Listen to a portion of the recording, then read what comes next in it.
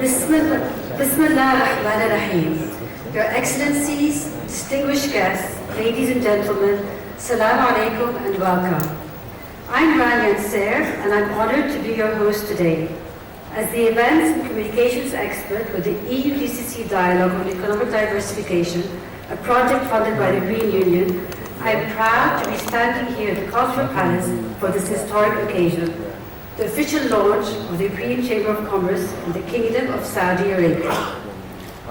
To begin our ceremony, it is my pleasure to introduce our first speaker, His Excellency Mr. Christophe Fernand, the European Union Ambassador to Saudi Arabia, Oman and Bahrain. His leadership has been pivotal in establishing this chamber and strengthening EU-KSA ties. Let's warmly welcome him to the stage.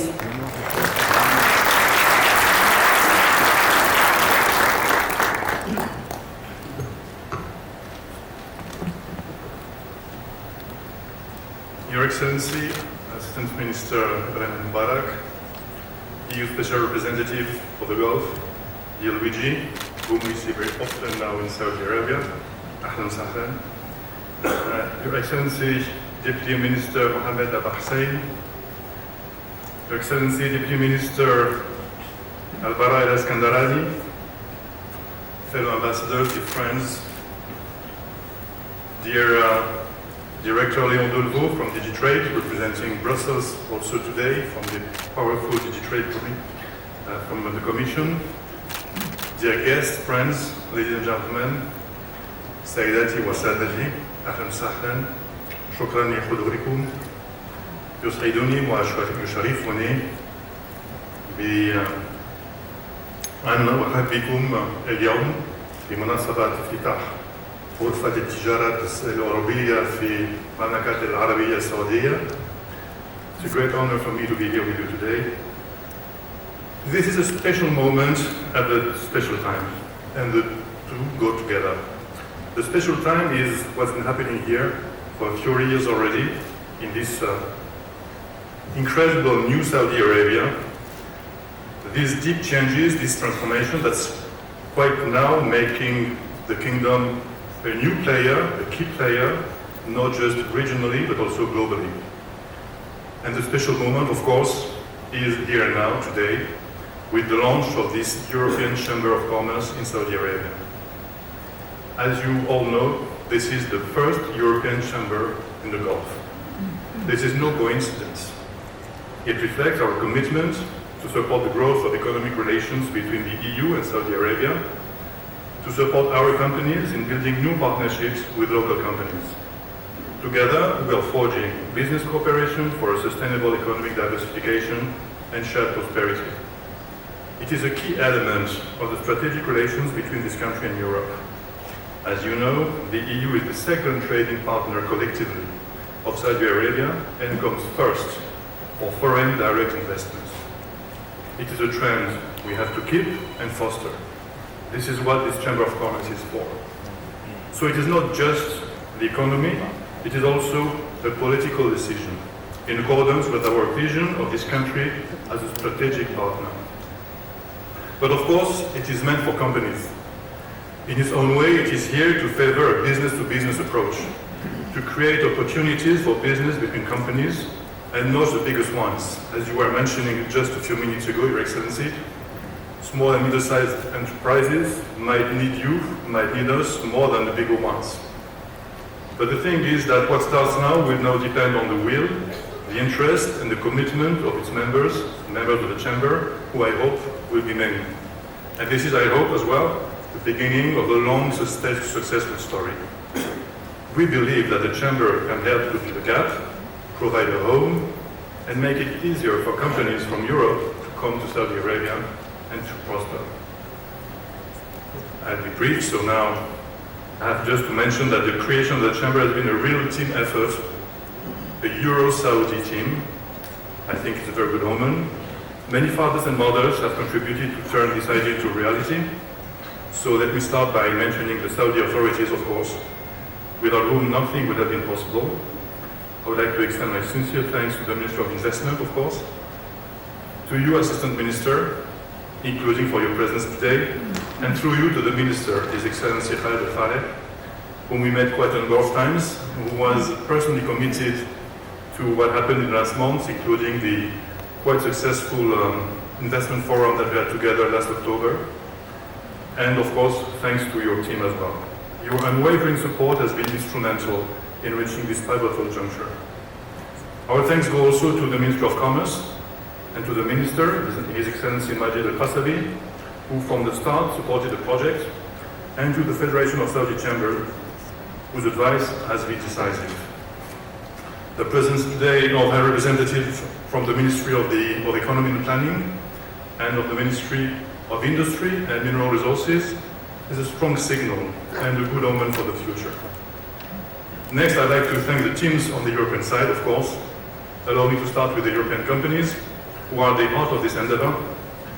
Shortly after my arrival as the ambassador of the European Union here, I was lucky enough, I had the pleasure to take part in the first Founders Group meeting.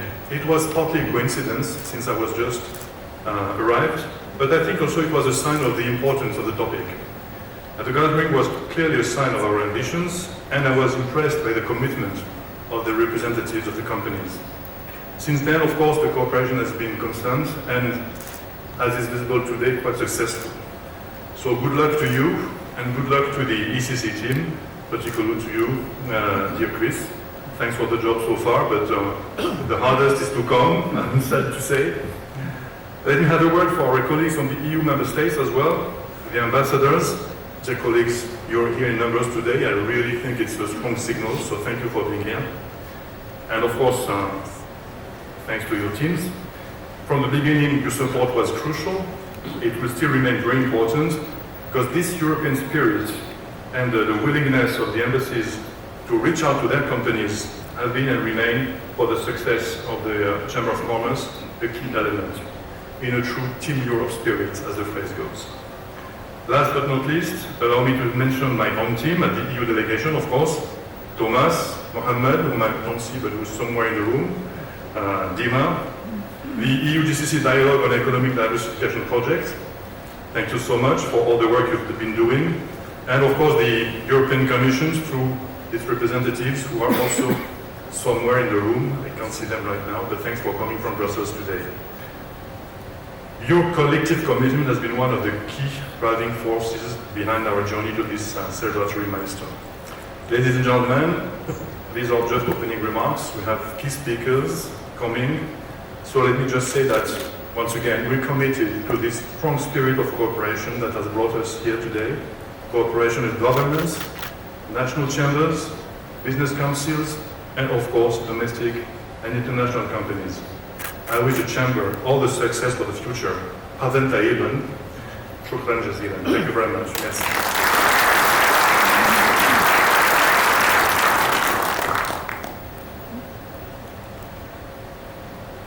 Thank you, Your Excellency. We're also fortunate today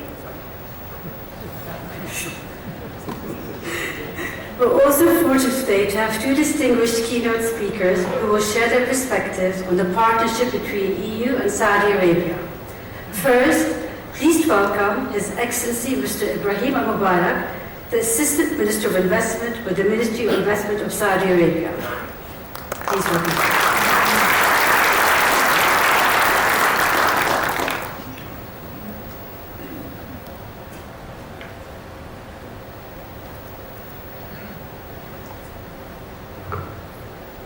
السلام عليكم ورحمة الله وبركاته.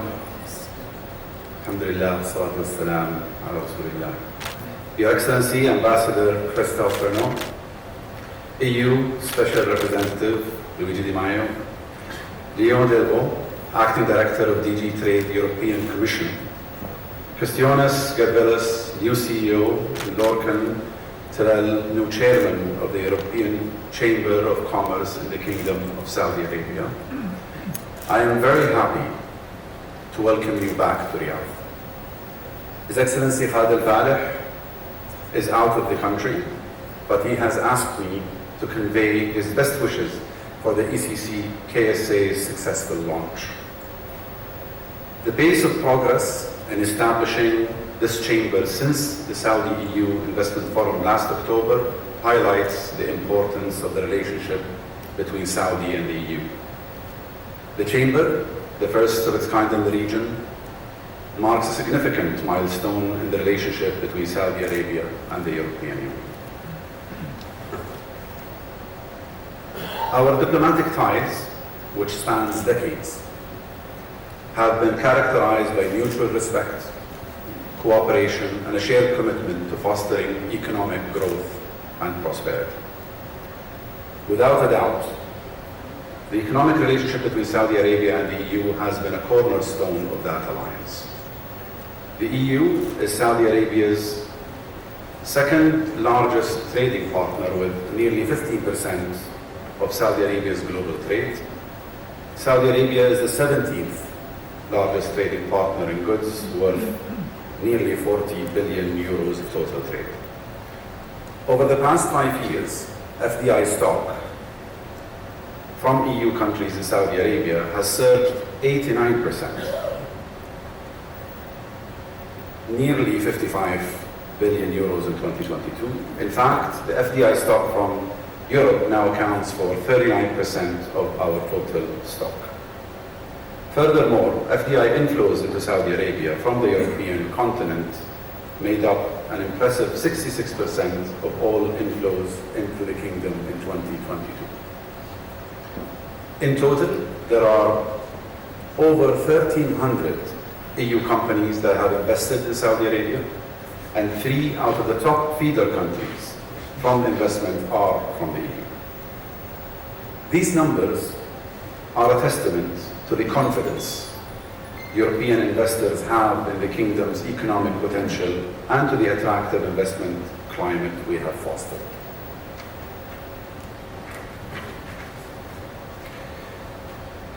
Having been announced by His Royal Highness, the Crown Prince, almost 8 years ago, Vision 2030, our economic growth and diversification blueprint, has propelled our economy into new heights.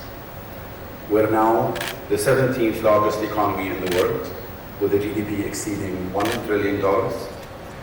Our economy has experienced more than 60% growth since the inception of the Vision 2030, with our non-oil GDP now making up half of our total GDP. The National Investment Strategy, which is a key pillar of Vision 2030, have been pivotal in promoting foreign investment and economic diversification. Through this strategy, we've unveiled over 1,600 investable opportunities spanning such sectors as construction, IT, renewables, tourism, and others. Saudi Arabia's giga projects, such as NEOM, the Red Sea, Diriyah, and Qiddiya, are opening up unprecedented avenues for collaboration and investment from all our European partners. We've also taken great inspiration from the European Commission's digital and green twin transition in driving forward Saudi's transformation under Vision 2030. And I personally very much look forward to working with the next term of the European institutions, furthering the ambitions of the European projects. It is within this context of economic transformation, growth, and ambition that the establishment of this chamber takes on a profound significance.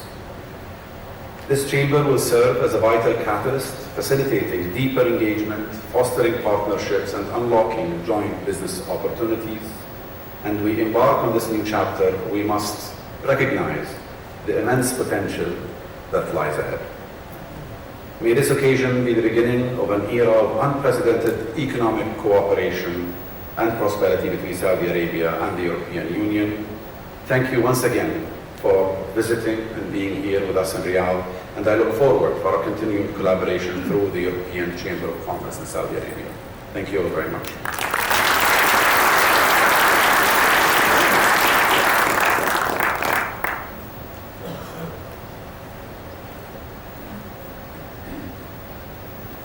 Thank you, Your Excellency. Now, it is my pleasure to welcome our second keynote speaker, His Excellency Mr. Luigi Di Maio, EU Special Representative for the Gulf. His role in advancing EU-GCC economic relationships is crucial. Let's welcome him to the stage.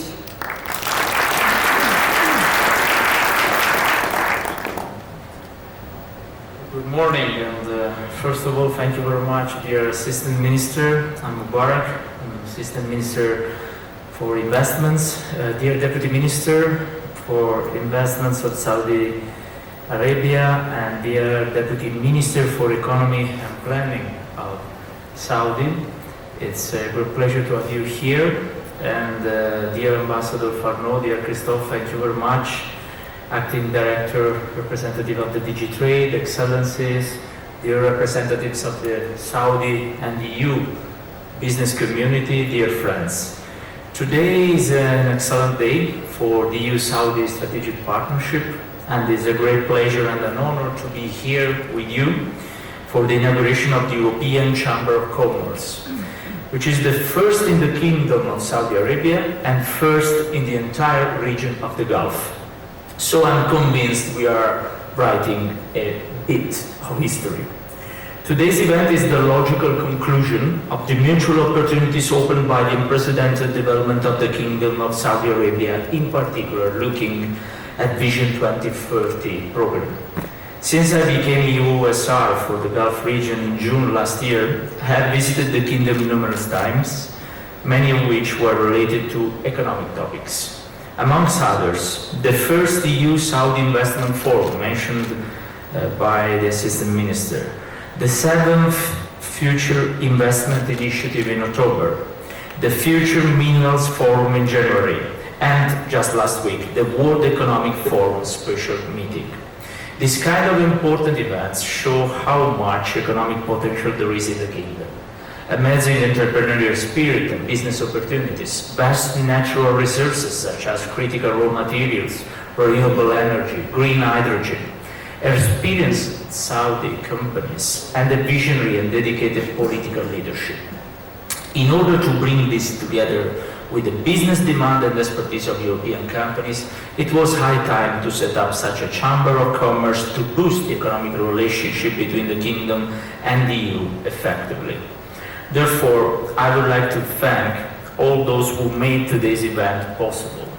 The founding members of the Chamber, the Ministries of Investment and Commerce, the European Commission, the Member States, the EU-GCC Economic Diversification Project, Chris, the CEO of the Chamber, and the other members of the board, and last but not least, Ambassador Christophe Farno, Thomas, the DG Trade representative at the EU delegation in Riyadh, and the entire team at the EU delegation here. In the meantime, as European Union, we have been working on other issues which are critically conducive to deepened economic relationship. After intensive work, 2 weeks ago, the European Commission adopted the decision to expand to 5 years the validity of the Schengen visa issued for citizens of Saudi Arabia, Bahrain, and Oman, establishing the same regime now for all the GCC member states. Last week, during the World Economic Forum in Riyadh, the European Commissioner for Energy, Kadri Simpson, and His Royal Highness the Minister of Energy of Saudi Arabia, Abdulaziz bin Salman Al Saud, announced in the margin of the World Economic Forum that they concluded the negotiations to sign in the coming weeks a memorandum of understanding on energy cooperation between EU and Saudi. And after negotiations for a comprehensive free trade agreement between the EU and the GCC had been stuck for decades, 34 years, the European Commission and the GCC Secretariat agreed to explore by this summer the feasibility of such an agreement.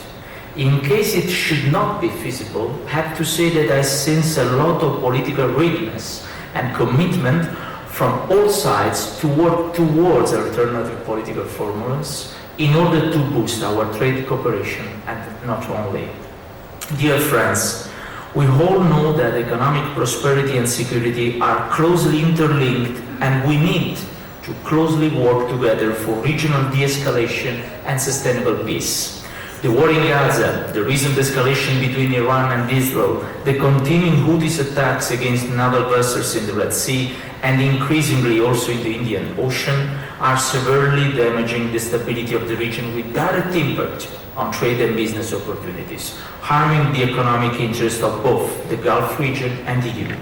To defend our ships in the Red Sea, the EU launched the Operation Aspides, which is operationally effective in protecting the freedom of navigation. However, complementary and longer-term solutions are needed. And in this context, let me remind the ongoing efforts of the United Nations for a political solution to the conflict in Yemen, which had the Kingdom's support. The situation in Gaza, the attacks from Iran against Israel, the ongoing tensions on the border between Israel and Lebanon are also of great concern to the international community. And we are back to the crisis management mode, unfortunately, investing an enormous amount of diplomatic time and energy to avoid the spillover of this interconnected crisis. And this is why 2 weeks ago in Luxembourg, April 22, we organized an EU-GCC high-level forum on regional security and cooperation attended by even His Highness Prince Faisal, the Minister of Foreign Affairs of Saudi Arabia. And even there, it was an opportunity to show clearly that there is a strong convergence between European Union member states, European institutions and Saudi Arabia about, for instance, the two-state solution for the Middle East peace process and other key files for the regional security. The awareness from the European side of how much the GCC countries are strategic partners, not just for the contingencies, not just for what is happening now, but for next decades, is growing day by day. The region and the world need political stability, and and a shared security architecture to prevent and to preserve the benefits of connectivity and globalization to master tomorrow's challenges. A European Union strategic partnership with Saudi Arabia and the GCC countries is vital for our shared security and prosperity. And today's inauguration of the European Chamber of Commerce is just another key step to make our alliance stronger than ever. So, ladies and gentlemen, I know that many companies already joined this project of the Chamber of Commerce. Many of those are present today are not members yet. So take this opportunity with us and take even the opportunity to have here 3 high-level representatives of 3 ministries of the Saudi government. And it testifies how much we will go ahead together and we will work together during this new common path. Thank you very much for your attention.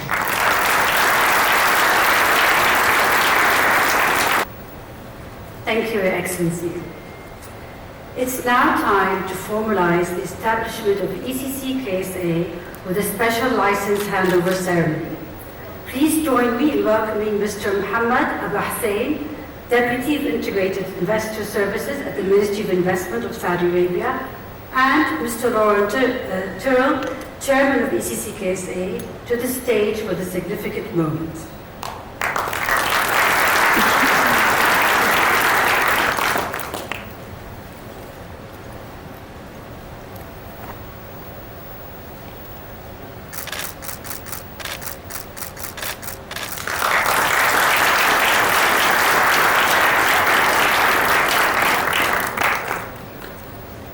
Thank you both. If I please ask you just to stay on stage. I would now like to invite the following officials to join us on stage for the first group photo. His Excellency Mr. Ibrahim Al-Mubarak, His Excellency Mr. Luigi Di Maio, His Excellency Mr. Christophe Renon, and Mr. Thomas Jurgensen.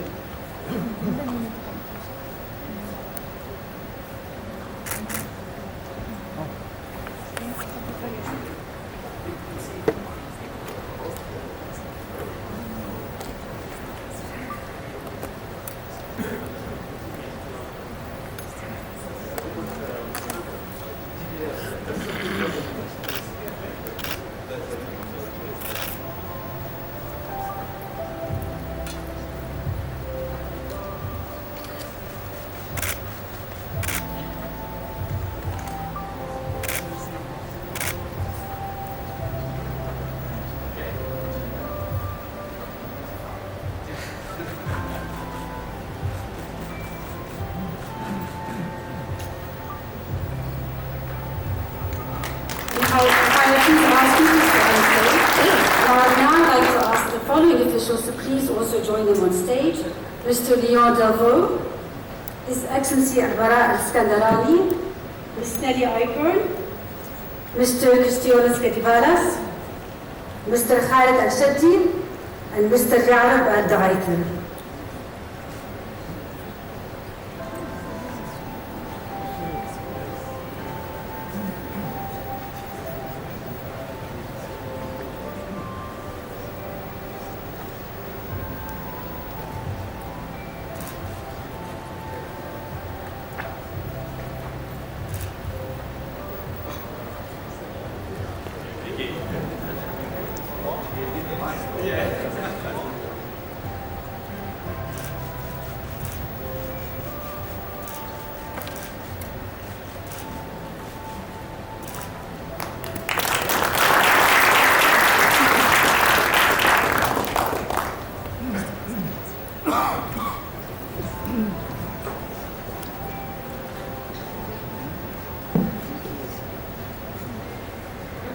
We will now like to take the last group photo with the board members of ECCKSA. Could I ask the board members and the chief executive to please join us on stage?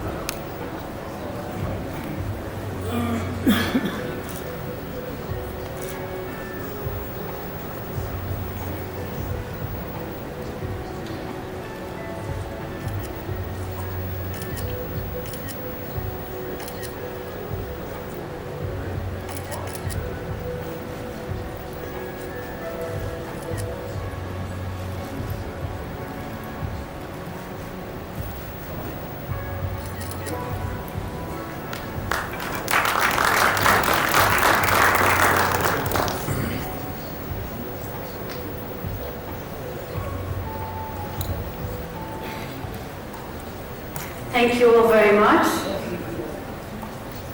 Now I would like to introduce Mr. Christionis Kadibalas, the CEO of ECCKSA, to share an overview of the journey to date and the plans for the Chamber.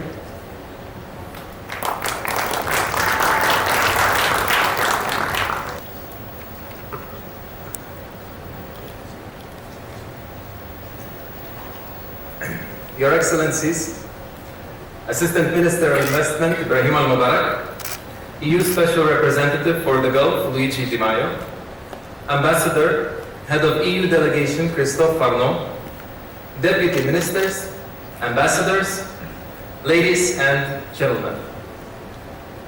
Good morning and thank you very much for your attendance here today.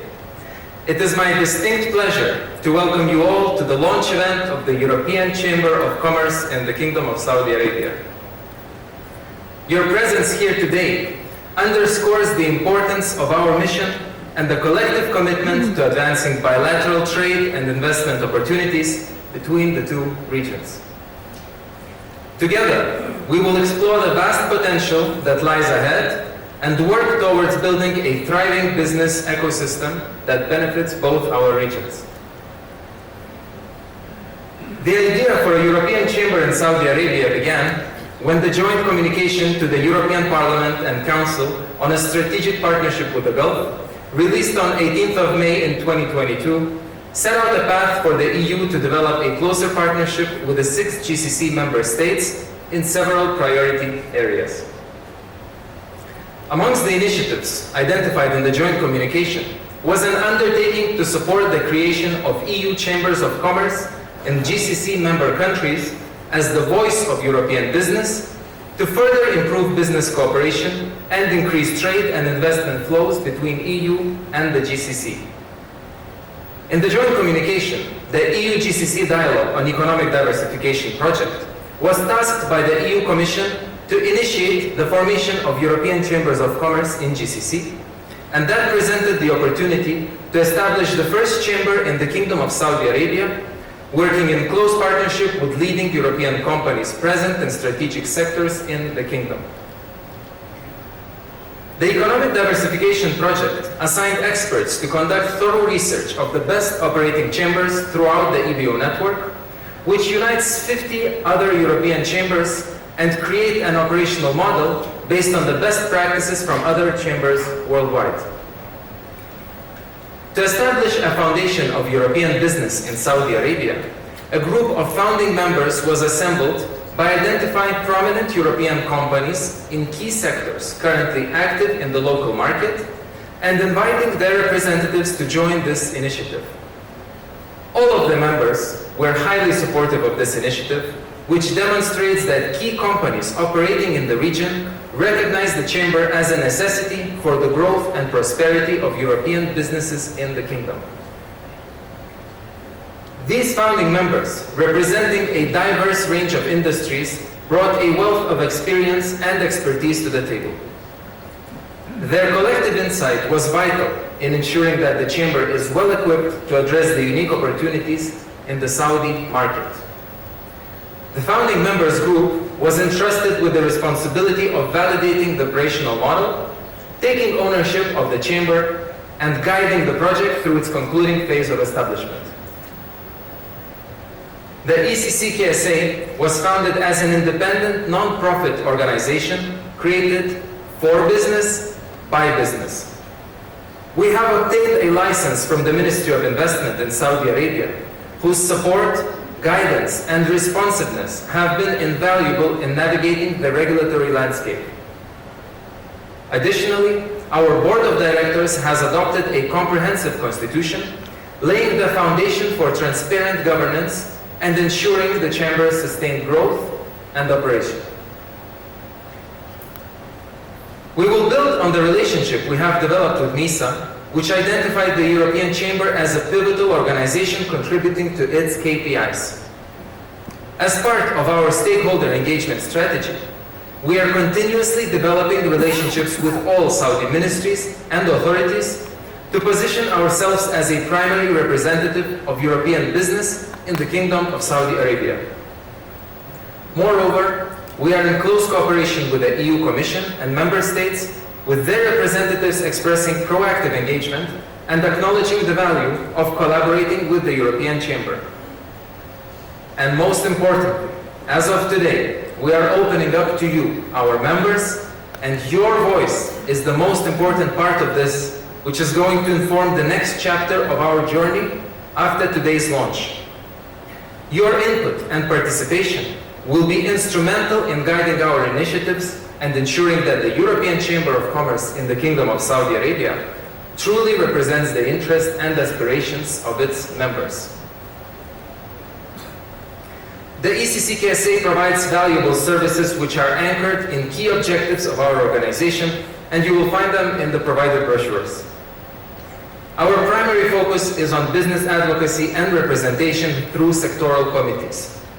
These committees, composed of members from specific industries, serve as a unique platform enabling discussions among European, Saudi, and international businesses from the same field. They facilitate knowledge sharing, opportunity discovery, and collaborative problem solving for common market challenges. The most important issues can then be escalated, and the Chamber will provide case-by-case support on advocacy and representation with the relevant governmental institutions. The Chamber will organize events, including technical conferences, seminars, dialogues, and networking socials, fostering meaningful connections and promoting knowledge exchange.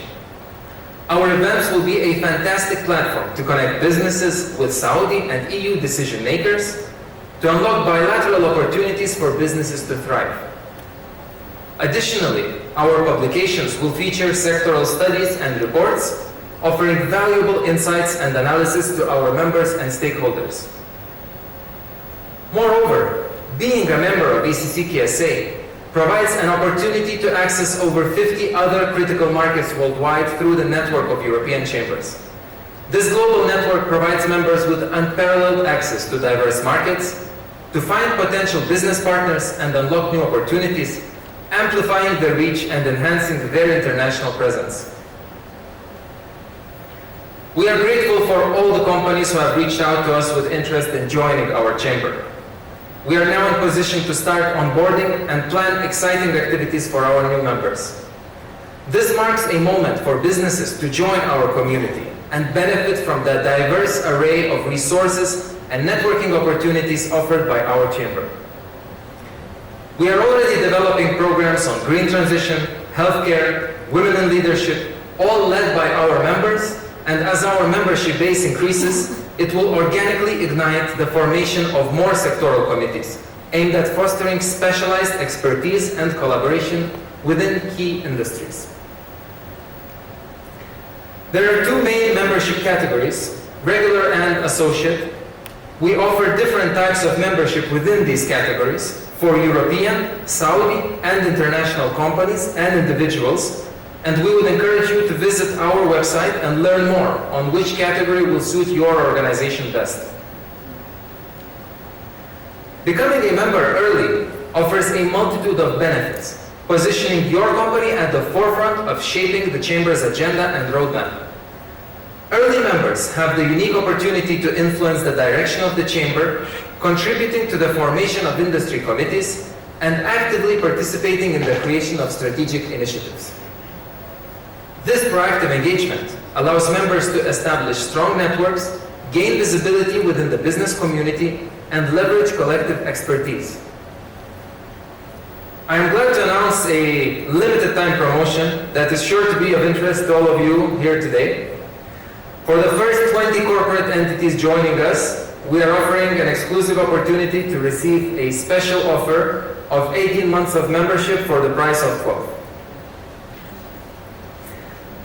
I would like to invite each of you to consider becoming a part of our vibrant community by registering your interest for membership with the ECCKSA. You can easily do so by scanning the QR code or visiting our website. There, you'll find comprehensive information about our organization and the benefits of membership. Simply click on the Apply button to fill out a brief application form, which will take only about 5 minutes of your time. Together, let us create a community where collaboration knows no bounds, where possibilities are endless, and where success is shared by all. Join us in shaping the future of European business in Saudi Arabia. Thank you.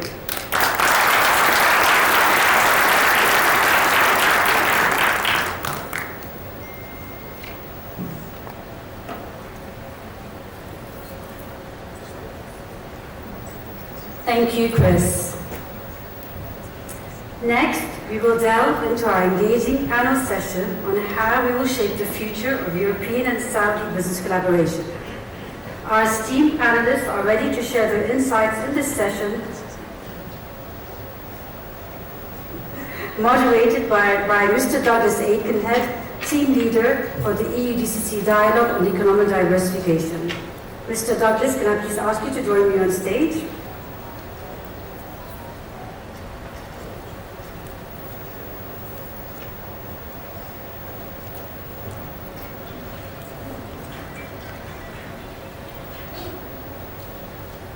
Thank you, Rania, for that kind introduction.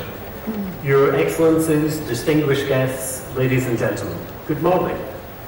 Our panel discussion is going to look at the opportunities to strengthen business ties between the European and Saudi business community through the European Chamber of Commerce in the Kingdom of Saudi Arabia. This session will explore the role of the European Chamber as a catalyst for growth and its strategic initiatives aimed at enhancing economic partnerships. Significantly, we shall explore how this relates to the achievement of Vision 2030 goals and objectives. Let me invite our panelists to the stage. Firstly, Mr. Leon Deveau, Acting Director, Directorate General for Trade, European Commission. Please, Leon, join me on the stage.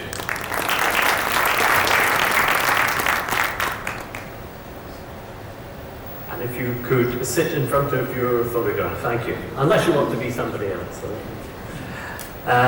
Secondly, let me invite Ms. Lama Al-Gurer, Director of Investor Intelligence at the Ministry of Investment in Saudi Arabia. Misa.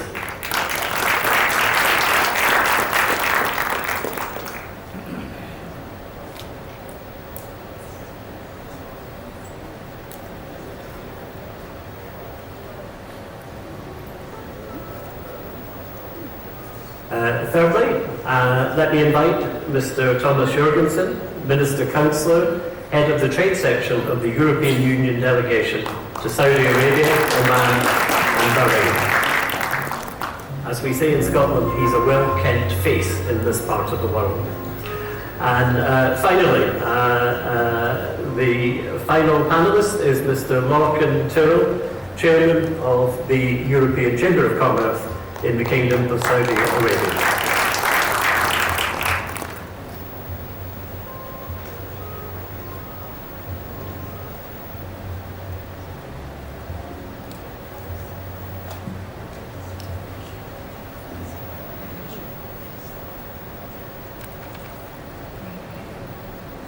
Good morning, everyone.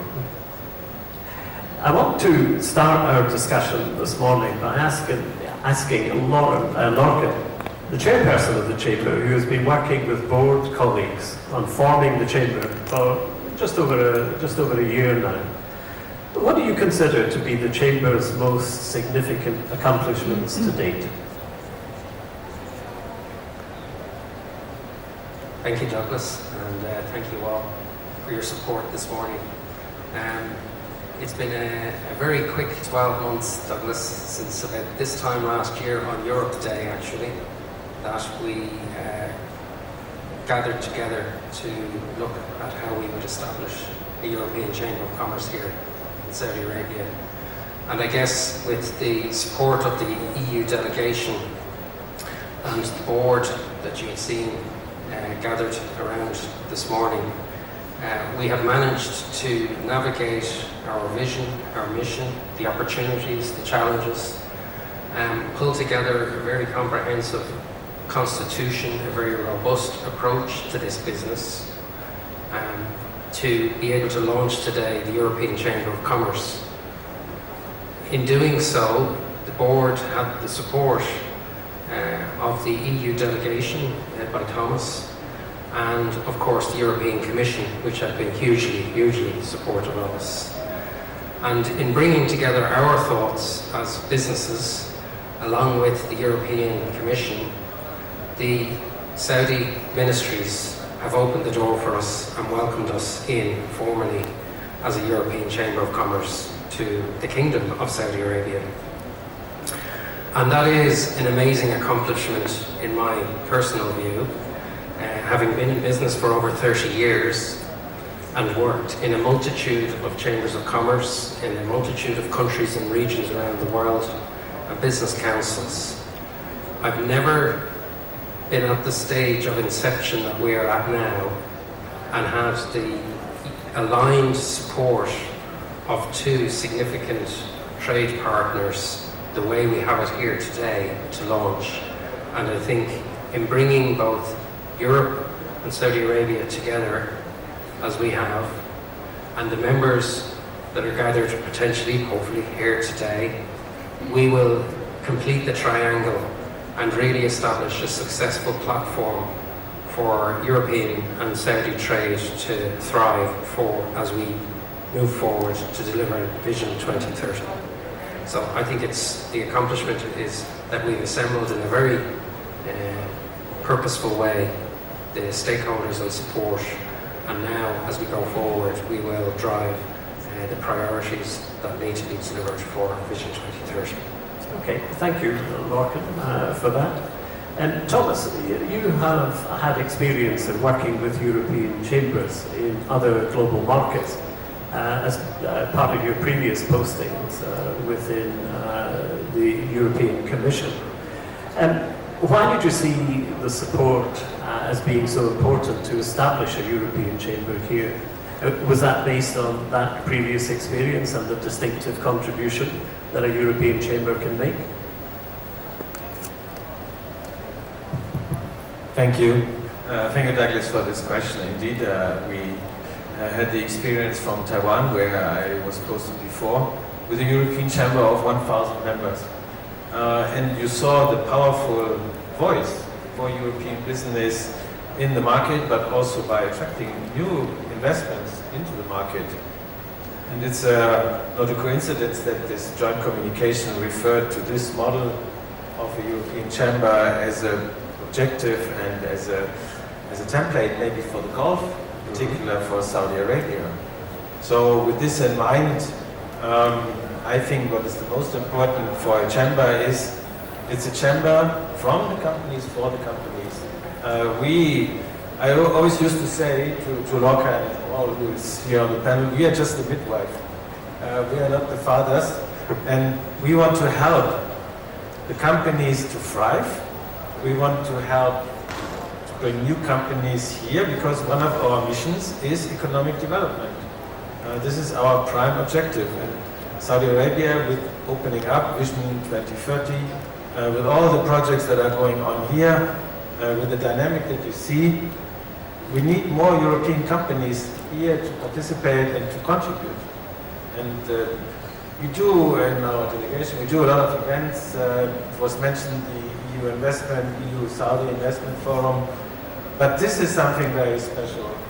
This is an institution that is new, and it offers a chance for all European companies to come together, to pull their weight, to exchange ideas, to network. And this is, you mentioned my previous posting, exactly what we had seen in Taiwan. And when you speak with other chambers in the world, and there are over 50, take the chamber in China, it's a point of reference. It helps the host government to understand what are the needs of European companies.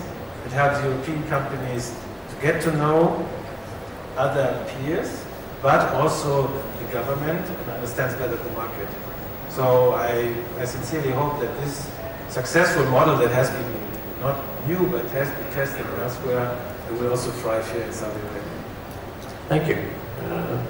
And another question for you, Lorcan, that Chris outlined a number of benefits that the Chamber would offer to members.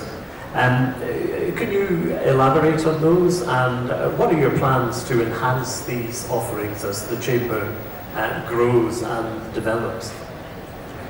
Yes, well, having seen already the board that I've assembled here, you'll see there's quite a diverse representation of business.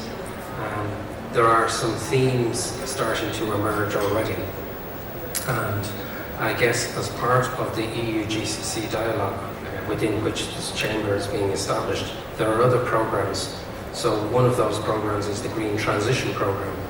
And we are very keen, as an example, and it was mentioned earlier on, that at the recent economic forum, there is a memorandum of understanding to be signed between the European energy regulator and the Ministry of Energy here in Saudi Arabia.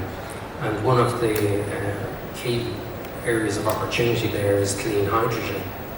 So the opportunity for Saudi Arabia to produce clean hydrogen and potentially to sell that into Europe. So I guess what I'm saying here is that it's not just, there are opportunities for European businesses here in Saudi Arabia, but there's also opportunities that we're going to look at for outward development of Saudi Arabian product and materials to Europe. The benefits are at a membership level, and it's been mentioned earlier in terms of the importance of SMEs and the future of innovation. We want to remove barriers and promote trade and investment. That's what we want to do at a core. We are non-political. We are here purely as a channel or a platform to enable dialogue between the Ministry of Investment, for example, and the European Commission and the members. And rather than looking at this on a spatial level or a territorial level, we're looking at it at a sectoral level. So what we would like to see from today, if we can start to drive our memberships, is what is the voice of European business looking to prioritise? Is it energy? Is it mining? Is it food tech or agri-tech? Is it aerospace and defence, transport, logistics? We want to start to prioritise those areas so that we can then get the alignment with the government here and the governments in Brussels to make sure we can deliver optimally for, again, Vision 2030 and beyond. And I think you highlight there's a vital role for the members in determining the priorities for the Chamber. And that genuinely means the Chamber becomes the voice of European business. That's right, Douglas. And one thing, I don't want people to think this is just for the big businesses. I've mentioned SMEs, and one of the very successful initiatives of a number of the other European Chambers of Commerce is to form a help desk. And I know Lama, when we speak in a few moments, is trying to remove the barriers for businesses to coming into Saudi Arabia here. And it's difficult, but it is being streamlined, and the ministries are streamlining their processes and making it easier now. And perhaps we might be able to bridge that and encourage SMEs who are the future, they are the entrepreneurs of the future, to come here, share knowledge and learn as well. Learn from Saudi businesses here too. Okay, thank you, Lorcan. A question for you, Lama. How integral is the European Chamber of Commerce to the achievement of Vision 2030's goals, particularly in terms of economic diversification? Thank you, Douglas. But before I answer that question, I would like to apologize. My neck is facing some troubles, so if I turn to the right and agree some of the lot, you would know why. I think this panel was designed to challenge me a little bit. Going back to your question, in regards to how the ECC plays a huge role in the Ministry of Investments, we go under the umbrella of Invest Saudi. Of course, FDI has GDP has risen in the past 8 years since the launch of 2030. A huge number, as mentioned by His Excellency Ibrahim Al-Mubarak, and 4.4% of that increase is in non-oil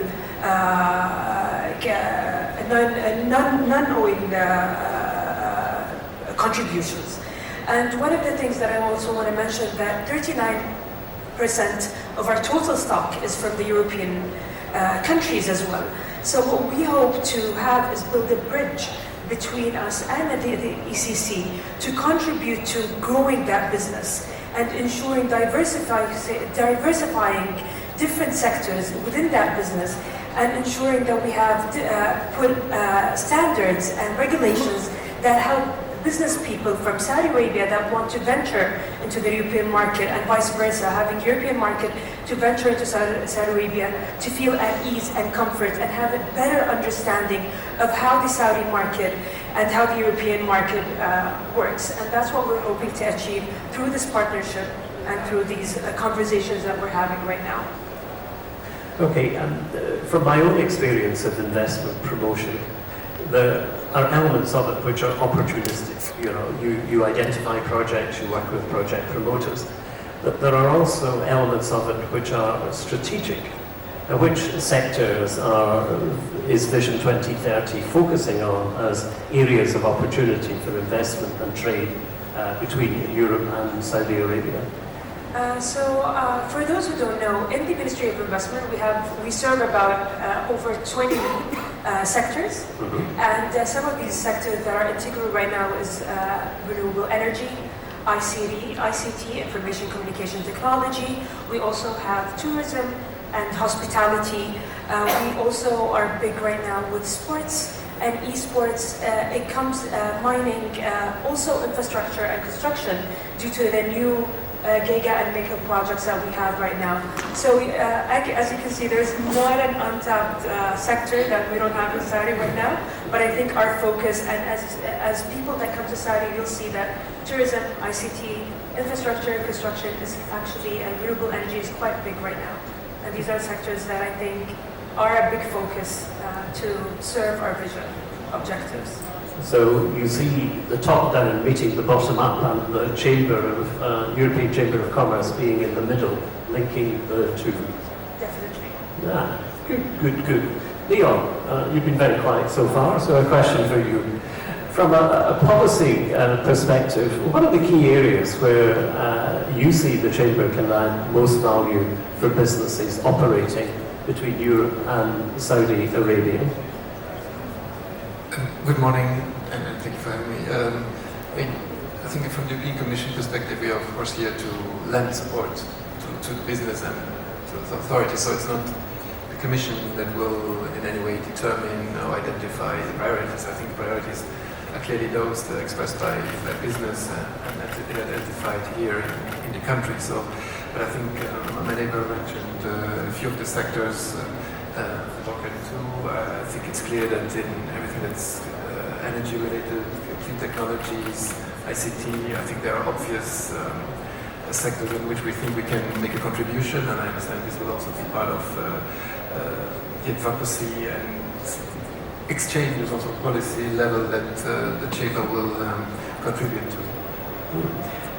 Are there areas within your experience of DG trade that you think are models for Saudi Arabia, perhaps in terms of easing the regulatory barriers for small and medium enterprises and startups, and indeed consultation with the private sector in the preparation of new business legislation? Because I think you, broadly within the European Union, the regulatory impact assessment tool is used quite widely. Do you see that being an opportunity for the Kingdom of Saudi Arabia? I think what's very important as a starting point, because seeing it from the receiving end is also, of course, to be willing to receive advice if it's useful and if it's requested. But I don't think we are in the business of offering unsolicited advice. I think we are more than happy to share experience if it's of interest. I think it's also what we're trying to do in our senior official dialogue, with the trade dialogue that we have. We see what are common interests, if there are models or experiences we've had for which there's an interest, and we're more than happy to share if there is. Okay, but I think also, Lama, there is a public consultation mechanism on new laws and regulations in Saudi Arabia through, and you must excuse my pronunciation, is Titla, the website that you solicit or elicit comments from the private sector on legislation? So, as you may know, we went through over 200 plus business reforms since the launch of the vision, and these business reforms, we try our best to help businesses venture into the Saudi market in a more of an ease. An example of that is we had mostly like 12 documents for you to do import and exports in Saudi, and now they are reduced into 2 documents for each. These reforms are ongoing, and we're still going through more of these reforms to ease business into Saudi Arabia specifically. And also these conversations, these reforms happened because of workshops and conversations that we had with the investors and the private sector to ensure that we have more of seamless and efficient type of work, especially when they work hand in hand with companies from abroad as well. Can I just add to that? Yeah, please. Douglas, that I think our experience firsthand in actually establishing the Chamber of Commerce, we had to go through what could have been previously a lot of barriers, and MISA helped us all the way through that. And I think one of the definite outputs that MISA have discussed with us is that we want to meet all the other ministries now as well, so that we can understand what are the priorities and opportunities and start to feed those back, because quite often European businesses are coming to respond to things, but what we really want to do is for European businesses to understand the broader opportunities and maybe propose solutions that can be brought forward and really realise the opportunities, because there's nowhere else, I think it's unparalleled anywhere on the planet right now, of how much development, how much investment, how many projects and how much change is happening in the Kingdom of Saudi Arabia right now. And we are working so collaboratively on this, and as Lama has just outlined, reducing all that complexity I think that's a real opportunity for the Chamber in the first instance to harness the European businesses together and work in an aligned way rather than maybe a more chaotic, perhaps, or organic way. We'll be purposeful. Thomas, do you want to come in on that? Exactly, because I think what you listen from Leon, from Lorcan, is one key element of this chamber, which is networking and information flow. Because a lot of things are happening and it's not well known from European companies, maybe in Saudi Arabia, because they are outside, in particular SMEs, and the chamber can help to modify or to mend this lack of information. Just take the chamber as part of the worldwide network, EBO network. You have access to 51 other chambers, and they can feed into also here what's happening in Saudi Arabia and the other way around. So this kind of networking, this kind of information exchange is crucial. And based on my previous experience, I think also when it comes to Brussels, very important. Because what the chamber does is they go to Brussels and they learn actually what's happening in Europe and what is the Green Deal and what are these priorities from different DGs, and of course there are many, and there are many opportunities. Then they come back and they can share this information with their members, and there everybody benefits from. And this is a gap that is existing so far, and it works in both directions. And I think that is very, very important. Actually, for me, that's probably the most attractive in this chamber. As a result, you start maybe advocacy, you start writing position papers and so on and so forth. But first, to have the information from the outside world into Saudi Arabia, from Saudi Arabia back, is very, very important. Okay, and I think you highlight a very important point. Trade and investment flows are in both directions. And I think Lama, MISA has a new initiative. Is it Overseas Direct Investment Initiative, where you're encouraging Saudi companies to invest overseas? Do you see a role for the Chamber working with you on that?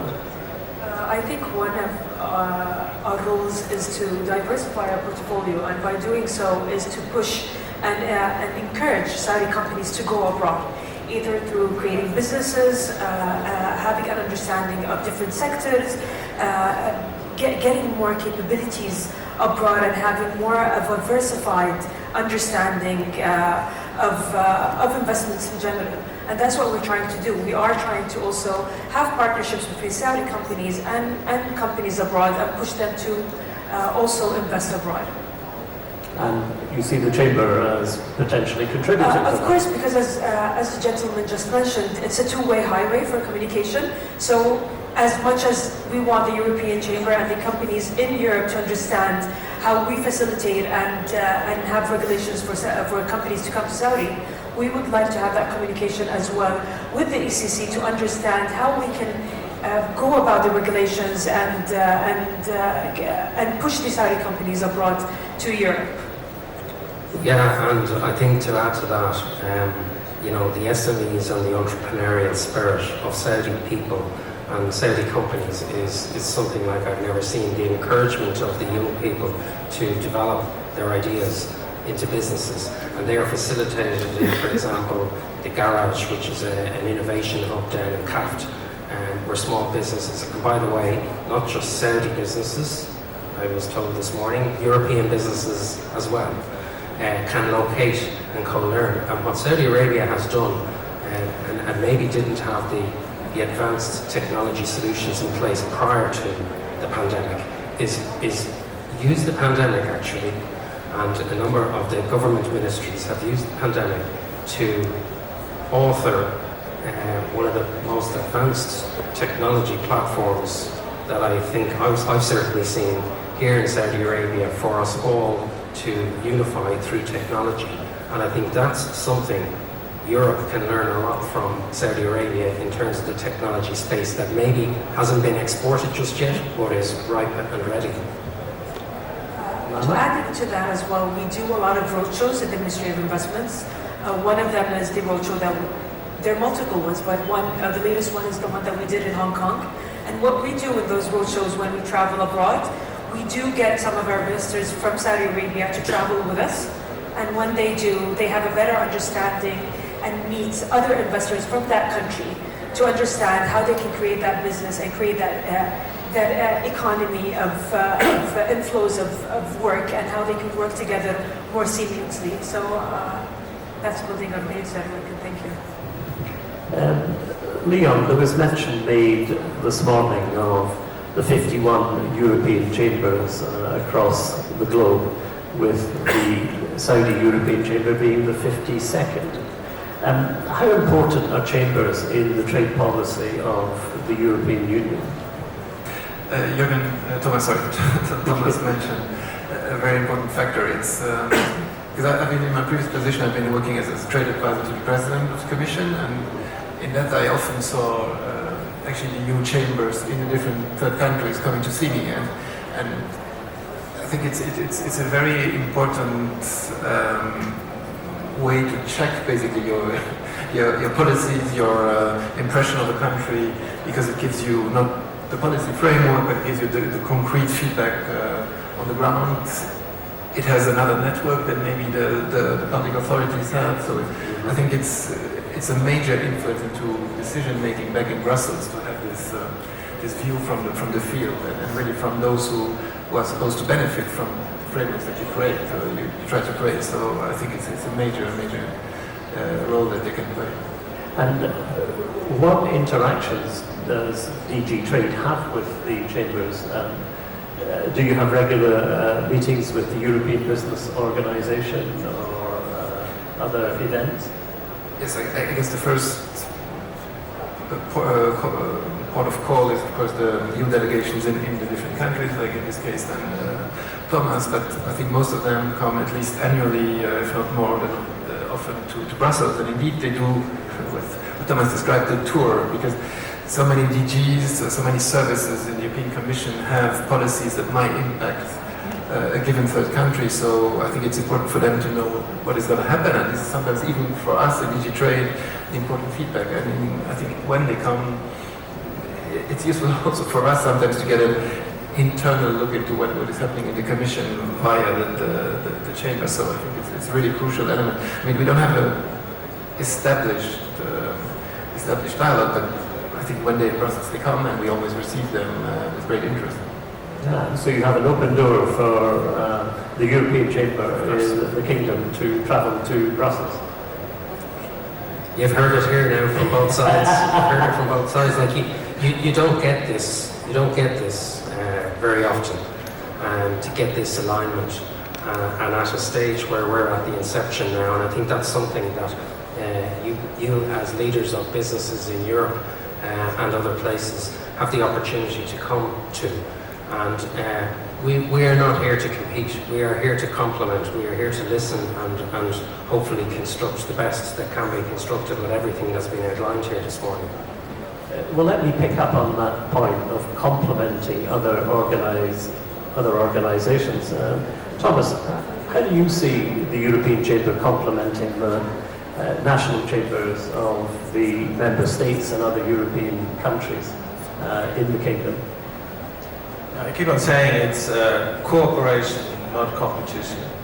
I think what the Chamber is doing is filling a gap, a European-wide gap. You have national chambers, national business councils. They are focusing on, let's say, French Saudi Arabia, German Saudi Arabia, or take a smaller country, Sweden, Saudi Arabia. But what the Chamber at the European level is doing, it fills a gap about the information that is happening at the European level, and you can just take one example, free trade. Negotiations are done by the European Commission for Europe as a whole. So you need a European voice from the business to understand what are actually your objectives. So when national chambers are focusing on more individual company needs, maybe, this is more focusing on regulatory issues or more broader systemic issues and maybe policies. And I think for me, there is no contradiction to be a member in the National Chamber and a member of the European Chamber. Actually, what is very interesting, we heard it today, and we talk a lot about trade statistics, how much European investments are in Saudi Arabia. We have 39% of FDI and trade 50%. This is a European number. You can break it down to Germany with 3% or France also 3%, whatever it is. But the collective weight that we can bring to the table as Europe is very, very important. Because collectively, we are taken more seriously. We have just more weight, and when we raise an issue, and I think that also helps, for instance, our Saudi friends and hosts to understand what is actually the interest of the European-wide policies or regulations that we design. It also makes it much easier for our host governments and host regulators. So coming at a European level together, addressing European issues is a complement, is filling up the gap that exists right now. It's not a competition. Okay. And I mean, to add to what Thomas is saying, with the Deputy Minister of Economy and Planning here today, this man and the Ministry are setting out the plans for the next 5 years and beyond for the country. And we should work and collaborate with those and understand those plans and how Europe can answer that call in a very planned and structured way. Another area which is actually a gap that the board are now starting to see emerge is in the industry and mineral resources sector. I think there was statistics published recently that there are reserves in the kingdom here of potentially $2.5 trillion US. Now, how does one go and optimize the exploration of that? And this is an area, in fact, in the board that's quite topical in the board level and with Chris and the management team as to how might we address that from a European business perspective. So these are real discussions with real examples of, I suppose, that the hierarchy of priorities that we can help support the Kingdom of Saudi Arabia achieve. And there's a space for the national players and the European-wide discussion. There's space for both. Okay, which neatly leads me into the final question for the panel, and it's for each of the panelists. And it is, what key developments or achievements would you like to see in the coming years to consider the European Chamber and the Kingdom of Saudi Arabia a success in its mission to enhance EU-KSA business relations? So if I can start with you, Leon, and then move through the panels. I think the objectives that have been set out rather clearly. I think well, first of all, I guess the first measure of success will be membership. Because to a certain extent it will show what members see, that what the benefits that being part of this business chamber will bring. And I think all my three neighbors set out quite clearly what the objectives are. I think we want to be a voice for, say, a two-way voice for both what's happening in the EU and what's happening here, bring new actors to these countries, and hopefully also help Saudi Arabian companies establish themselves or export to the EU. I think the evolution of trade is an obvious measure, but then also I think we hope we can have these policy exchanges, indeed, where we bring together not just the precise specific objectives of several companies, but EU sectors as a whole, and see how this can contribute also to the vision that the Saudi have and the objectives they have set themselves. Okay, Lana? We're looking forward to more dialogue, more actionable plans on the short term and long term. What do we want to achieve from both ends, and what do we want to enhance and have together as a? We're looking at each other as a wholesome group We're not looking at each other as separate entities, because we're coming in as Invest Saudi, the umbrella and the face of investment to Saudi Arabia, and we're going to talk to our counterparties the same way as well. So we're looking for more conversations, more actionable plans that we can come up together and make sure that we have a seamless results in the upcoming, inshallah, year or so. Okay, and Thomas, what would you like to see in terms of key developments or achievements from the Chamber? First of all, I think I would like to see that it has a broad membership. It's very important that this chamber becomes sustainable. It has been mentioned, it's a private organization, it's a private chamber, it's not a public institution, and I think in order to make this sustainable, you need members, and I think companies who are interested to join. So that is my first objective. The second one, once you have a membership, I think I like to compare it like a home for European companies. When they come to Saudi Arabia, they have an interlocutor, they know where to get information, they know how to get access to other companies or the government.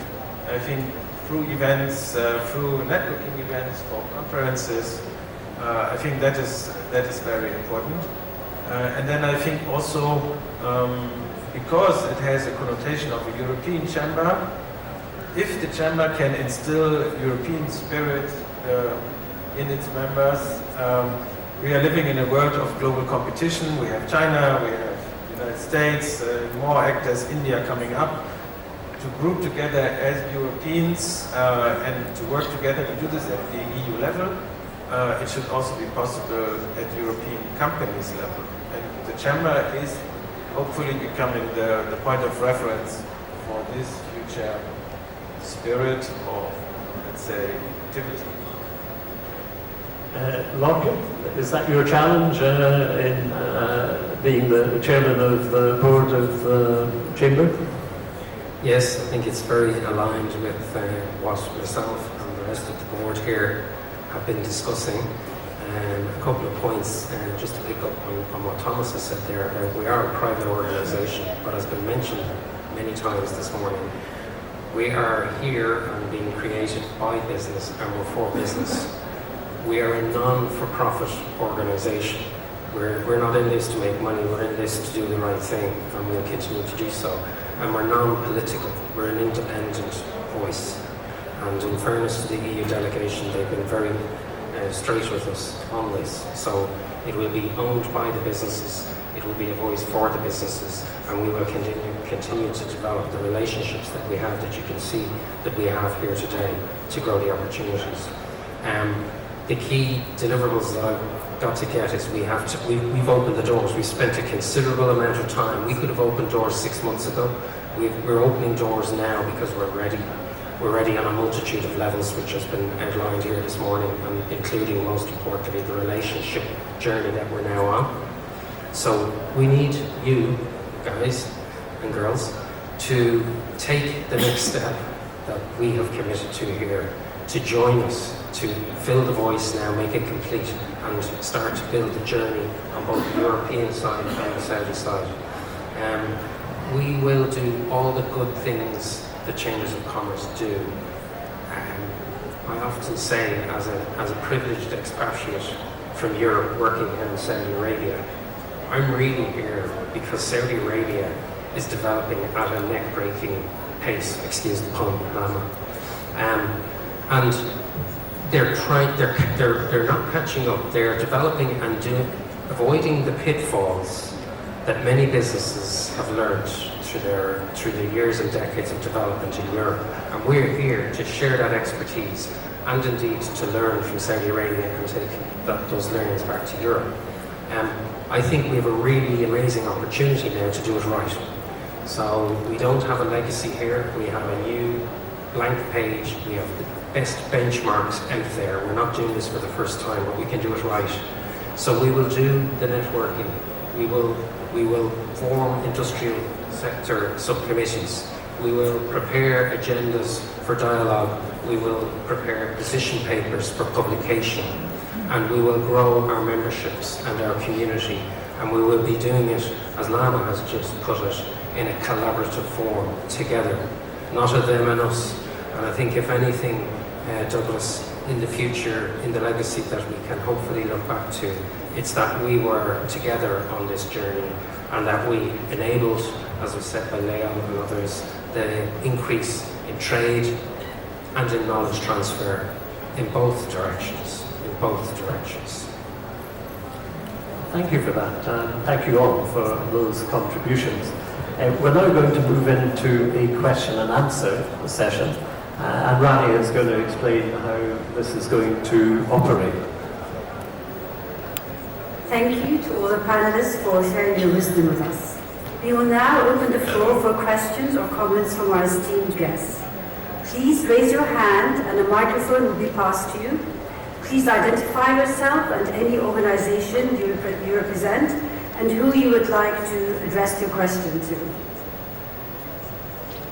So if you have any questions, please just raise your hand and a microphone will be passed to you.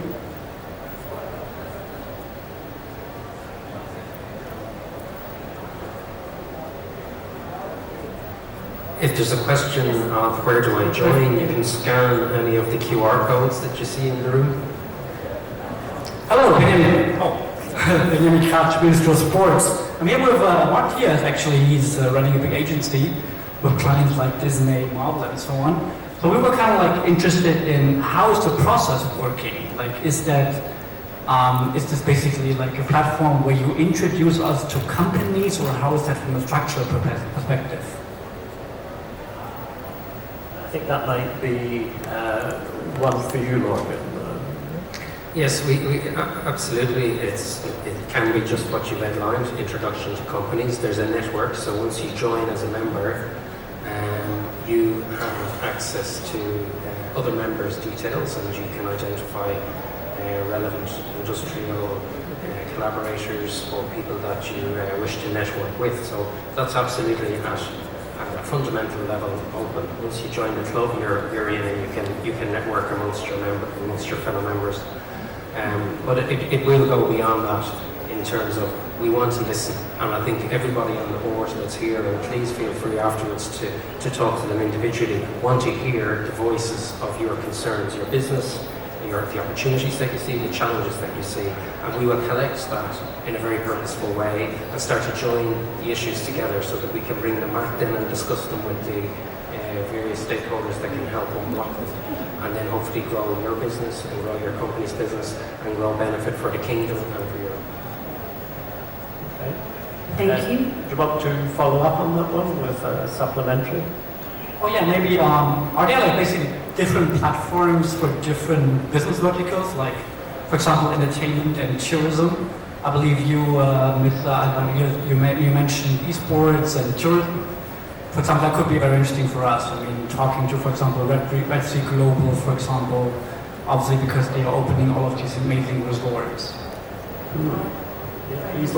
So thank you so much for your question. In regards to that, we have a portal called Invest Saudi. If you go into that portal, it will connect you to over 1,500 opportunities in different sectors, and you can navigate through that portal and refine your search to find the opportunities that you're looking for in the sector specifically.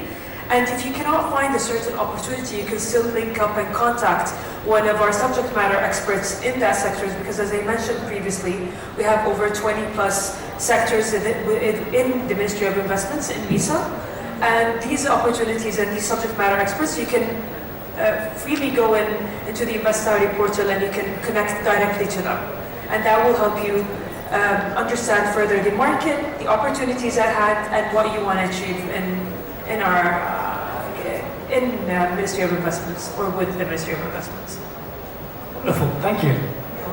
But I think, Lama, that particular sector of entertainment, sports, etc., is one of the priority areas, and indeed you've been doing a lot of work in the kingdom to attract events to Saudi. It is, and as we mentioned, we have one of our giga projects at Qiddiya, and Qiddiya serves as one of the biggest entertainment projects in Saudi Arabia, and it's a giga project, and it's only 40 minutes away from Riyadh. And it serves as entertainment, sports, esports, and much more fun than that is e-gaming as well. So yeah. That's great. I'm actually working on the Esports World Cup, so that's very exciting for us. That's perfect. Thank you. You're welcome.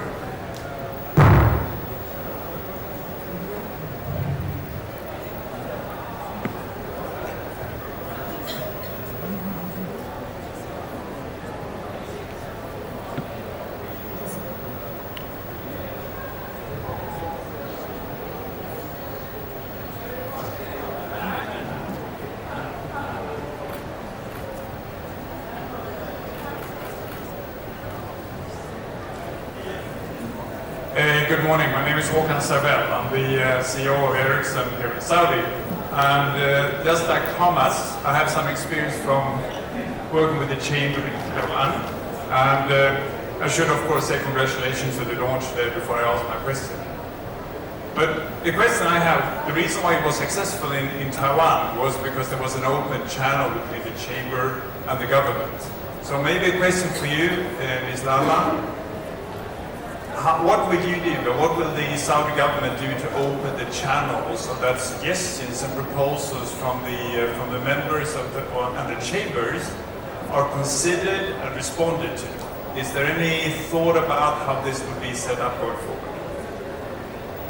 As I mentioned previously, through our roadshows and through our events that we do and networking events that we constantly do throughout the year and a couple of times in different countries, I think it's very important for us to, when we go to certain companies, to open the dialogue in terms of what are the challenges they're facing, what are the opportunities they're looking for, and enhance as we go, and then have an open communication and channel with the ECC to ensure that it's an umbrella that covers all these countries within the European continent itself. And I think on the relationship that we developed through our dialogue, Lama and the MISA team are going to introduce us to the other ministries so that we can really understand all the priorities, and the open channel that you outlined there will be hopefully enabled in that regard. So MISA are really the key into all the other ministries for us. Yes, we are the key, and you can go through us to other entities that supports these businesses, that supports these reforms as well to take place, inshallah. We're just the gateway.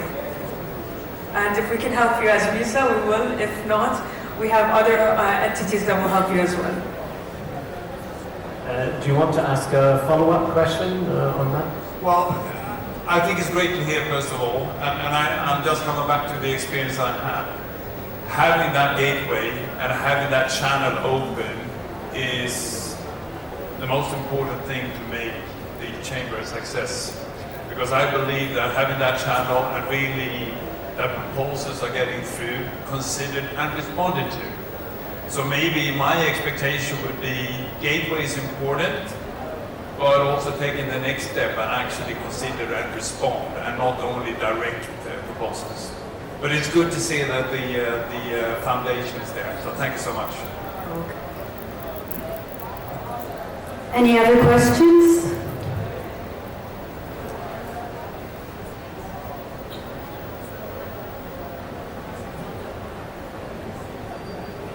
Hi, I'm Fahad Talal from Mali News Business, Daily News Business. I have one question, and I think simple question, and I think all the question. Why too late the free trade agreement between the Gulf country and the European Union? It's too late, from 20 years I think. So what the reason, what the challenge between this country? I want to listen from Laurent or Lama, give me some reason. Do you want Liam or Thomas to start on that? Maybe I go first. Thank you.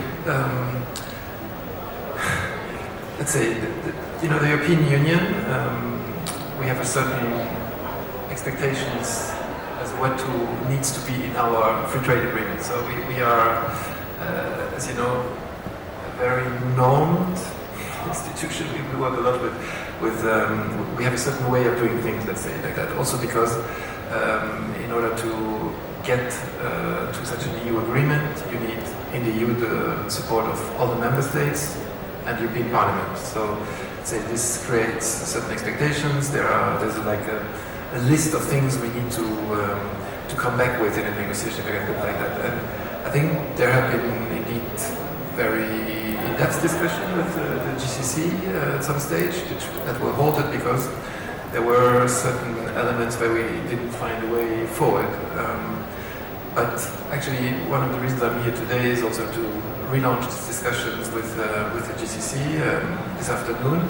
So we try to see whether there is now a new momentum, whether there is a new, if we can find a path to bridge the differences we might have had in the past. So, of course, and I think it was mentioned this morning, it's quite an old negotiation, unfortunately a stalled negotiation. But I think on our side there is still a very clear interest to restart it, and it's one of the reasons why I'm here today. Thomas, do you want to add anything to that? Yeah, not much to add. I was part of the negotiating team of the FTA negotiation with the GCC in 2005, and at the time we were joking it's 17 years of negotiations. Now you add another 17 years. I think one of the key elements which is underlying what Leon says is the economic interest. And I think the economic pressure from European business, but maybe also GCC business, was not high enough to move over these obstacles. It's a typical example, and I mentioned it before, where a European voice of European business, at least from that side of the angle, can make a difference. I think what you see now with all the changes that are happening here in the Gulf, vision programs, Vision 2030, we talk a lot about opportunities. And I must say also global competition, I have to come back to this point, it's very, very important. Sometimes probably in Europe we think we are just working bilaterally in isolation, but actually if we don't move, others will move, and they move. So how to bring this together in a format that is beneficial, that has been a challenge. I hope this can be overcome, and we can conclude this negotiation or a similar negotiation. But the main point is in economics, we don't do an agreement for the beauty of an agreement. We do restructuring going on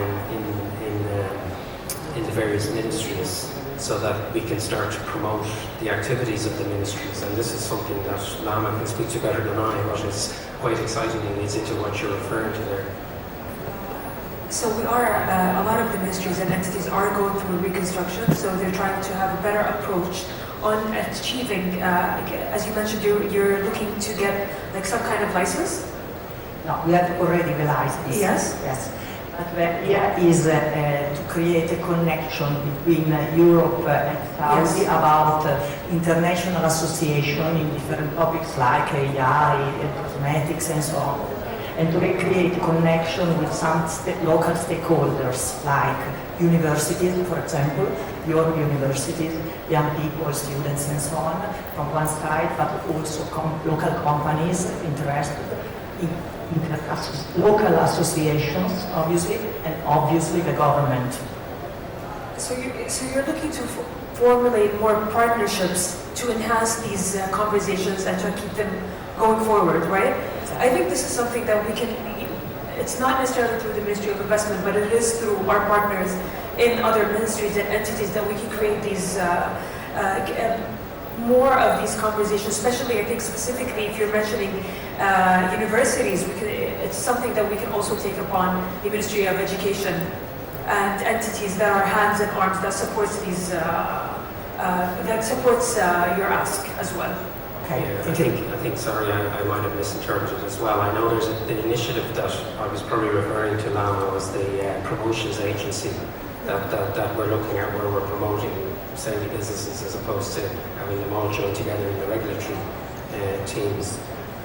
But just before we go there, on your university piece, I mean, we in the Chamber are tied in with a number of the universities, so Princess Noor University, for example. And one of the programs, in fact, that we're looking at, I mentioned the Green Transition Program earlier on. There's another program within the EU-GCC dialogue, which is Women in Leadership.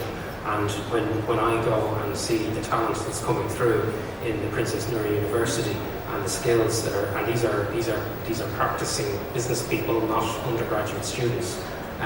It's amazing the evolution of talent that's taking place here right now. So I think to your point there, and I know we met earlier on, we can pick up on this to potentially connect in with the education establishments too and see how we can find synergies. But the promotions agency piece, Lana, is also important. In the Ministry of Investment, we look at ourselves as a promotion agency ourselves, and we do have SIPA, the Saudi Investment Promotion Agency, along the way, which is part of the Ministry of Investment, and we want to enhance and promote businesses within Saudi Arabia and outside of Saudi Arabia to have more of these conversations going on and have more businesses in regards to specific topics as the ones that you mentioned in Saudi in a more seamless manner and effective manner. And I was building on that point when we were mentioning Princess Noor, but I didn't want to jump on that topic itself. So yeah. Any other questions?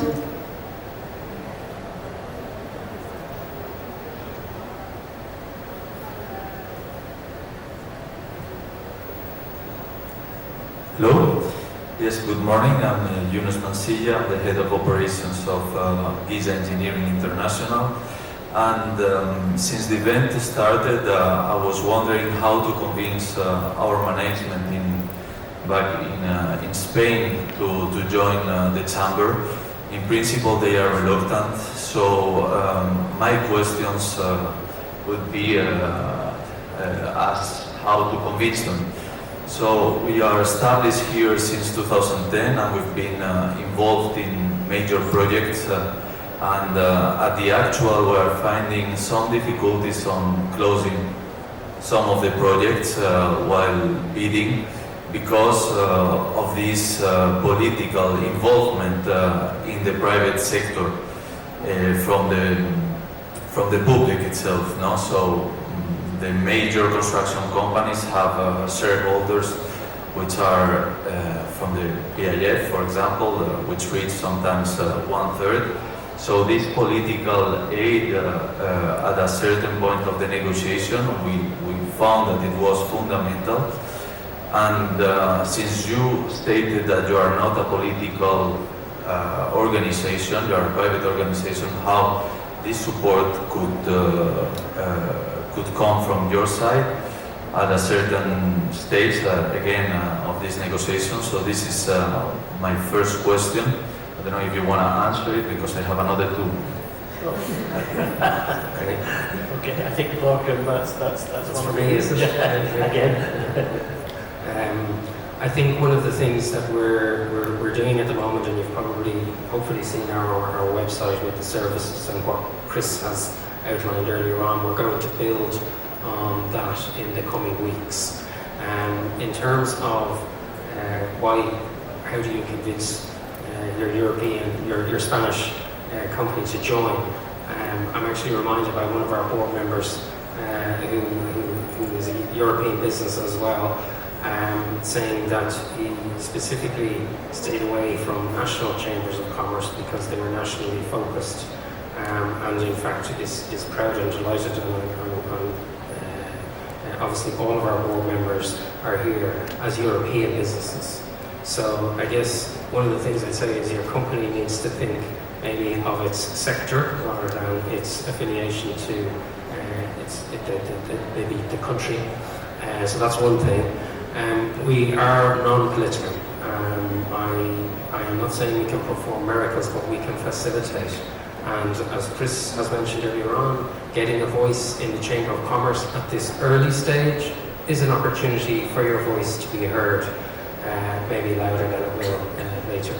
So I can't necessarily fix all of the problems, but we can certainly talk, and we can meet afterwards perhaps. Thomas, would you want to comment? Yeah, it's not for my job actually to promote this chamber, but actually I think there is one element which is I think very important. The chamber is a service provider, and you have seen it up in the slide from Chris what the chamber can do. Now, obviously, it depends on what you are looking for, whether it's business opportunities, networking, finding a solution, the problems that you face, getting access to government. So all of this is part of the service that the chamber can provide.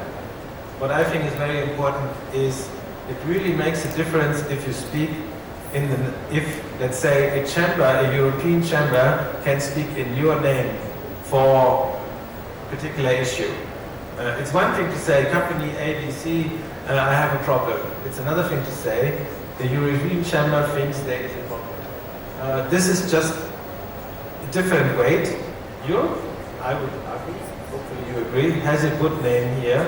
It has a good reputation, and it can use this reputation, this brand, if you like, also to magnify and to amplify issues that you have as an individual company. Sometimes as an individual company, you even don't want to go directly to governments because you think it's too sensitive. So the chamber can be a mediator in this as well. But the name Europe, I think, is valued and appreciated here, and we have seen this, and this is a service that definitely the chamber can provide. I think you had some other questions for the... Yes, thank you for both answers. Regarding the second and third questions are about practicality. So you mentioned, Ms. Lama, about these 1,500 opportunities.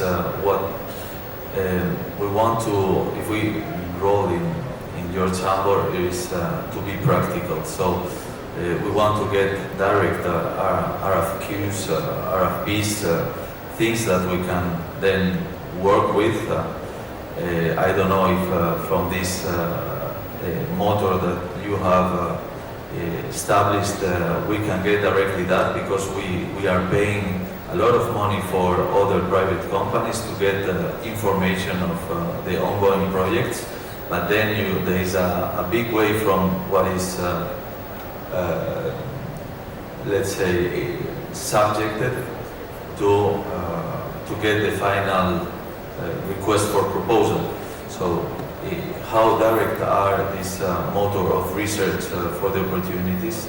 So this would be my second, and linked to it is regarding the agenda. So the Chamber of Commerce of the Spanish Council is also providing the services of making agendas with key players.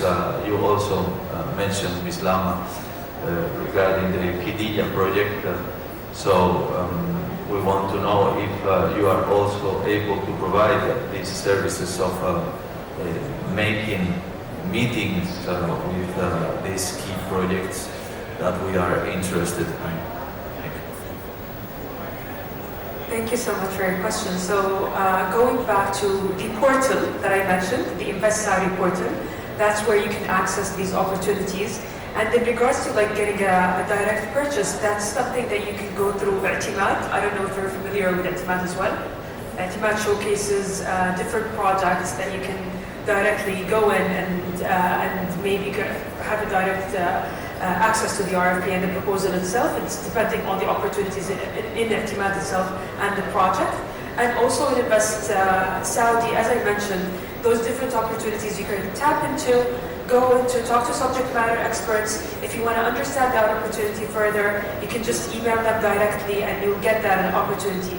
And through Invest Saudi in MISA, of course, we can directly link you to projects such as IDEA, NEOM, and so on, and any entity that is related to your projects once you are linked to subject matter experts from the sectors that we have within the ministry.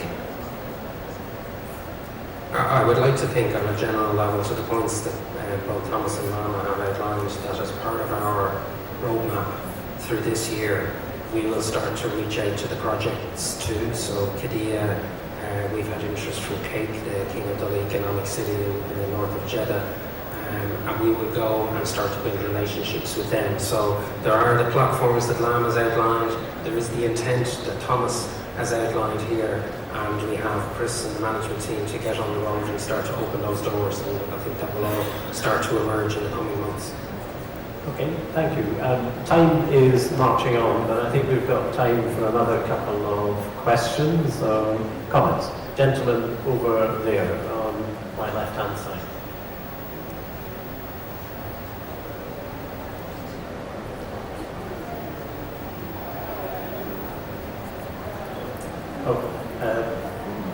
Sorry. It was actually...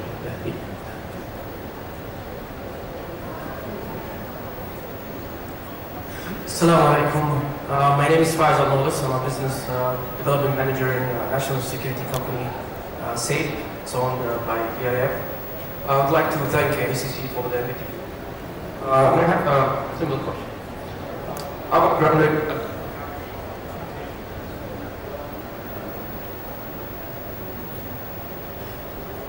Do you hear me? Yeah.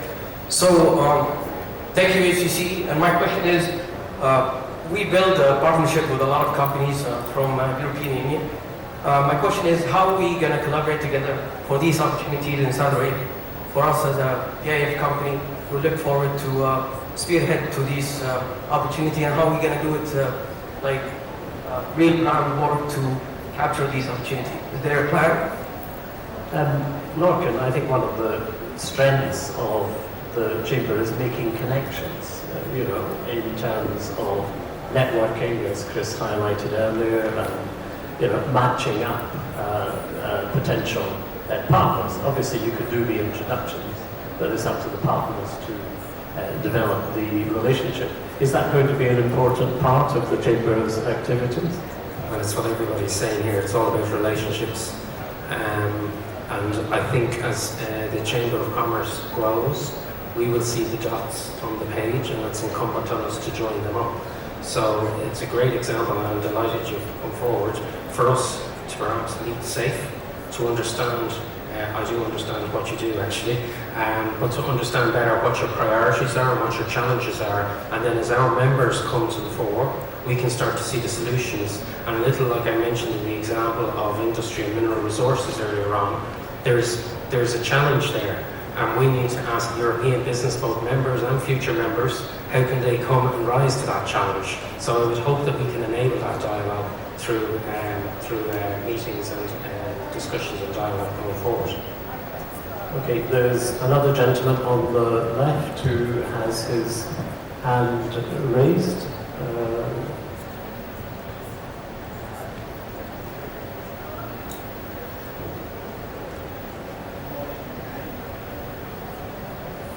Please, can you kindly stand when you address the question? Thank you. Good morning, and congratulations on this occasion.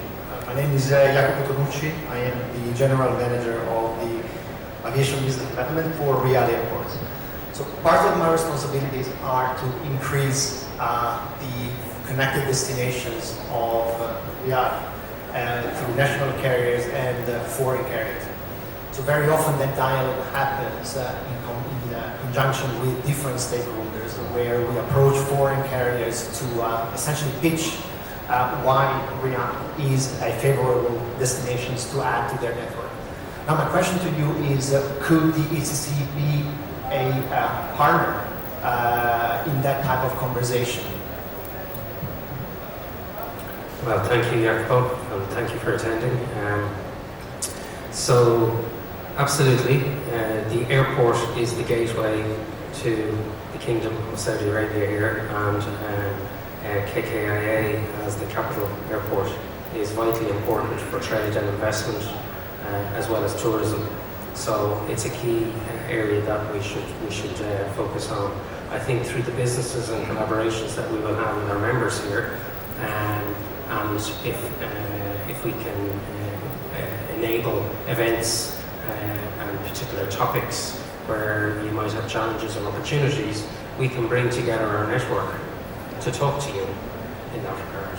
So absolutely is the answer, and it's Europe-wide, so I'd like to think we could assemble a good network of individuals, and the people that are here today, like yourself, are leaders of each of your companies and industries. So we have obviously some of the businesses on the board are in the aviation and aerospace sector, including myself, and we should collaborate in in this space. Yes. Thank you. I think, gentlemen at the back. Just to add on what Lockhart said, aviation is another very good example where the policies are made at European level. Think about the Open Skies Agreement. It's done by European level. So to have a European voice advocating, like the ECC or an Open Skies Agreement, for instance, just by way of example, would be very valuable. That would help your business as well. Again, it's like trade policy, aviation policy. Many things are decided at European level, which is not so well known. But this is also, I think, I'm also saying this a bit selfishly, for us of interest to know, of course. Hello everyone, and congratulations for opening ECC in Kingdom of Saudi Arabia. We are welcoming you. And my question is, because as we are Shamukh Industrial Complex in Saudi Arabia and the GM, and we are working a couple of projects like KAFD and NEOM and any others. So my question, how you can collaborate with the government level and for the market for your European companies and suppliers? Because we are working with American Chamber and American companies like Honeywell and the rest. So how we can get support from your side as the European Union companies and suppliers for Kingdom of Saudi Arabia? Thank you. Is this a business matchmaking opportunity, Lachlan? Yeah, I guess it comes back to everything is probably a good summary of what we've been talking about this morning in terms of trying to match the best of European businesses with Saudi businesses. And if we look at, for example, localization and how we can partner with businesses here, that's something that we would really like to explore. So, what Saudi businesses are here to support the supply chain from Europe. That's one key thing. And we've talked a lot about the talent in terms of the Saudization program and the knowledge transfer. So I think if we can balance both and bring together matchmaking forums, which is speed to networking events and the like, which is something which is common for chambers. That's something practical we could do, and might be a very good way to start to see how the voice is forming within the Chamber of Commerce. We have time for one last question before we end the panel session. Any other questions?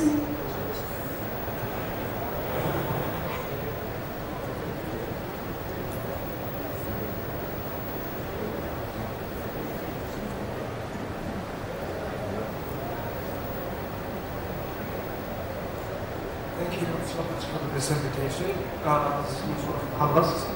I'm the head of the e-mobility Saudi Electricity Company. Slama has explained how the European companies could have in Saudi. My question is to the ECC. How can we reach out to the European companies, collaborate with them in regards to the e-mobility, renewable energy, etc.? Well, I'll answer it, but I know Lama will want to follow through as well. So, as we mentioned earlier on, from SMEs through to multinationals, there's incubators right through to major enterprise forming around the projects, the Giga projects and others. And what we want to do is very much take the knowledge that's now here and the production expertise. I mentioned clean hydrogen earlier on, and start to see how can we package that up to sell it back into Europe. And I know some of the European representatives that are here today are actively promoting Saudi businesses into their home countries. So we need to join the dots. That's what this is about. We need to join those dots together. They're happening, but they're happening at a smaller scale. We can join that voice together and make it heard at all levels. So hopefully we can enable you to do that. I'm not sure if Lama would like to add to it. I think you've covered it perfectly, and it goes back to us saying that we also want to make sure that we push Saudi expertise and Saudi companies to go abroad, and we're going to have these. We're going to ensure that we have reforms and very clear points on how you can have these businesses happen in Europe as well. So I think through the ECC, that's what we're trying to achieve, inshallah. It would be through the Ministry of Investment, or ACC would have their own platform to communicate with European companies or manufacturers? Well, we will have our platform, so we have a very comprehensive system built in the background for our members to be able to facilitate and to network through the chamber and beyond. So I think as one of the primary services we'll be able to offer is a networking service. But I think, and it's become very apparent to me this morning, as part of our service we will need to cross-link perhaps with MISA and just make sure that links are seamless in both directions, and perhaps even on the MISA side, Lama, you might be able to link European Chamber of Commerce in through some of your promotion channels. So I think it's a really good question, it's a practical one, and it's something we should now take to try and form the flow of communication and opportunities through these ways. Thank you. I'd now like to thank the panelists for their time and contributions today. We'd like to please resume your seats. Thank you.